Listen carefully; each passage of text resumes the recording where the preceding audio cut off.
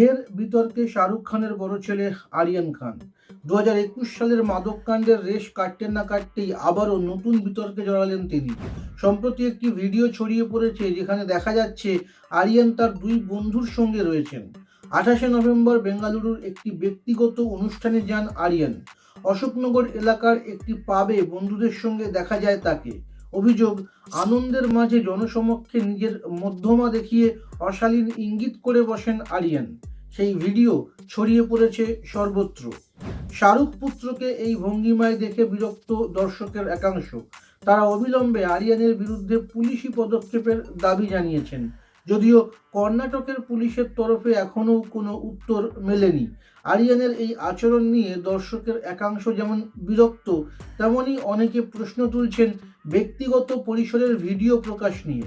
আরিয়ানের এই বিতর্কিত আচরণ নিয়ে আপনার কি মত? কমেন্ট করে জানান এবং দ্রুত সমস্ত খবর পেতে এই চ্যানেলটিকে সাবস্ক্রাইব করে ক্লাস 7 থেকে 12 পর্যন্ত ছাত্রছাত্রীদের জন্য Edubhavan online education app Google Play Store থেকে ফ্রিতে ডাউনলোড করো, লিংক ডেসক্রিপশনে।